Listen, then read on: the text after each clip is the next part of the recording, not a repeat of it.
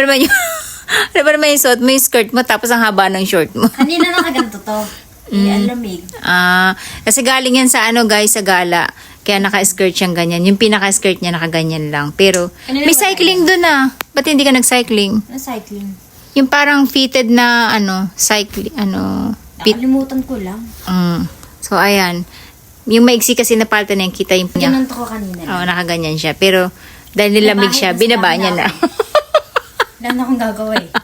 Sulit na lang. Ang ganda ng manika niyo, guys, oh. Diba?